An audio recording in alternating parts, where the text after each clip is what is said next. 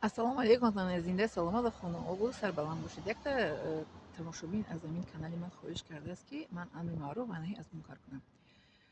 Ман аҳамият додам дар амин наворҳое ки ҳадис аст, оят Қуръон аст, ё ин ки ягон насиҳат аст, панду насиҳат аст дар зери ҳамун оятҳои қуръонӣ ва ҳадисҳои пайғамбар Муҳаммад саллаллоҳу алайҳи васалам тамошо намекунанд. Тамошобинонаш хело кам ҳастанд, хеле кам ҳастанд, ки тамошо намекунанд.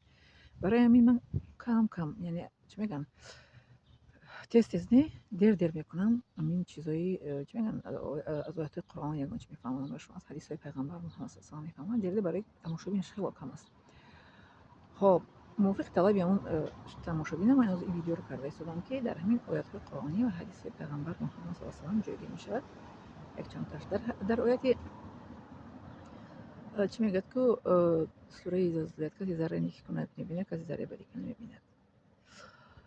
дар ҳадис пайғамбар Муҳаммад саллаллоҳу алайҳи ва саллам омадааст, ки беҳтарин мусалмон касест, ки ё ин ки сухани хубро мегӯяд, ё ин ки сукут мекунад. ҳамин маънои ҳадис чист? ё ин ки сухани хубро мегӯяд, ё ин ки сукут мекунад. Ин як ҳадис. дар ҳадис дигар омадааст, ки аз ахлоқи хуби муъмин мусалмон он аст, ки ба ҳаёти кас, ба кори кас, ба ҳаракати кас дахолатӣ намекунад. Тоҷикон мегӯянд, ку ба хари бор надорӣ, ба ӯ хар чӣ кор дорӣ? Биниятро ба ҳар куҷо мегӯянд, ку тоҷиконо нахалон. хоб ин дар ҳадиси пайғамбар Муҳаммад саллаллоҳу алайҳи ва саллам аст. ва дар ҳадиси дигар омадааст, ки мусалмони воқеӣ ва аз ахлоқи хуби мусалмон ин аст, ки ҳар чиз ки ҳаст ба ҳолаш мегузорад. Ба ҳолаш мегузорад, ба монанди чӣ? Мана ин блогерҳое, ки дар ҳамин занҳо ки баромад мекунанд, ку занҳои тоҷик, яке аз онҳо ман, ба ҳаминҳо кордор намешаванд, ба ҳаминҳо кор намегиранд, намегӯянд, ки шумо хелен чӣ хелен. Инҳоро ба ҳолашон мегузоранд. Камбудиҷӯӣ намекунанд, айбҷӯӣ намекунанд, суханҳои қабеҳ намегӯянд. Ана ҳаминҳо дар ҳамин ҳадисе, ки мегӯяд, ки аз ахлоқи хуби мусалмон ҳамин аст, ки чизе ки ба ӯ дахл надорад, ба ҳолаш мегузорад. Яъне ки биниятро ба ҳар куҷо нахалон. маънои ҳамин ҳадис ҳамин аст.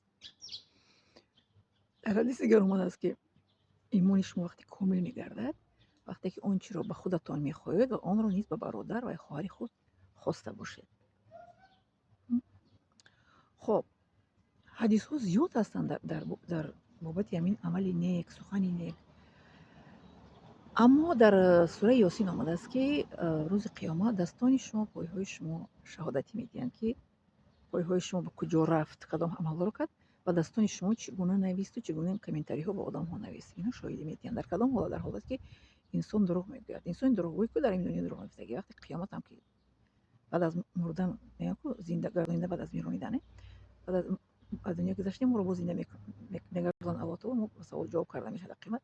Дар ҳамон ҳолате, ки зинда мекунад, мегардонад инсонро, дурӯғгӯй дурӯғашро мегӯяд. Баъд Аллоҳ таоло ба малоика амр мекунад, ки даҳонашро муҳр занед, маҳкам кунеду бигзор дастонаш, пойҳояш шаҳодат диҳанд. Дастҳони инсон, пойҳояш бо амри худованд, бо хости Аллоҳ таоло ба забон медарояду мегӯяд, ки ҳамин банда ҳамин гуна буд. Барои ҳамин мо кӯшиш кунем, ки аз ҷумлаи он нафароне, ки дар рӯзи қиёмат дар даҳонаш муҳр мезанад, набошем. Мехеле пои маро чиза газид, чӣ кори кард, ки айшад не як чи ҳашарот рафт, хуб кардам чиза газид. Барои ҳамин мо аз ҷумлаи нафароне бошем, ки гапро мешунаваду амал мекунад. Не ин ки мешунавад, аз ин гӯшаш медорад, аз гӯшаш мебарояд. мо бояд дуо кунем, худовандо моро аз ҷумлаи нафароне бигардон, ки мо суханро мефаҳмем, мешунавем ва амал мекунем. ман борҳо, миллион борҳо мегӯям ба шумо, ки бахусус мардҳо, занҳо шогирди мардҳо ҳастанд. инчунин дар ҳамин сухане, ки ман ба шумо мегӯям, дар бобати айбҷӯию, камбудиҷӯию суханҳои қабеҳ гуфтан. Якум мардҳо меистанд дар ҳамин шабакаҳои иҷтимоӣ, баъд занҳо меистанд. бале, ман мебинам, ман кару кор нестам. Якум мардҳо меистанд, баъд занҳо меистанд. бале, не нагӯед, мебинам. гуфти як блогер тоҷик гапи хушгам мезанад. мегӯяд, ки одамои пеш коро намекарданд, одамои пеш чизо намекарданд. ба блогер мегӯяд, пеш вақт камера набуд, пеш вақт телефон чӣ набуд, ки сабт кунанд дарҳол чӣ монанд дар ютуб.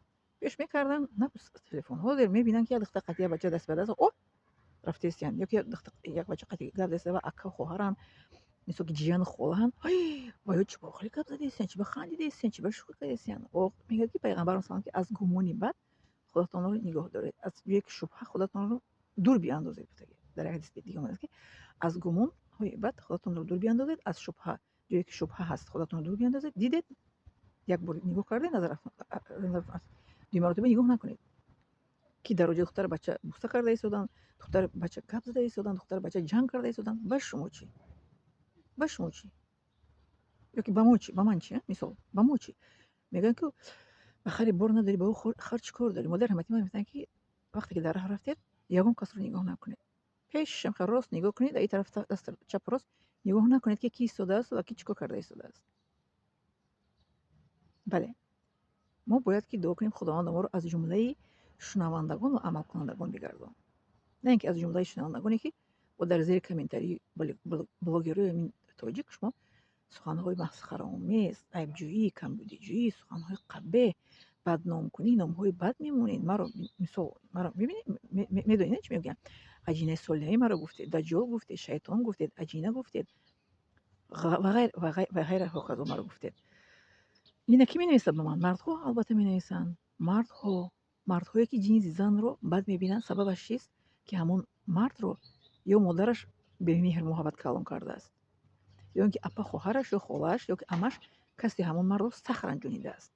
این رو میگن که شکست روانی کودکی، детская психологическая травма میگن. در کودکیش همون پسر رو نه مادرش نه اپاش نه خاله‌اش نه عمش مهربانی کردگی نمیباشد، نکردن.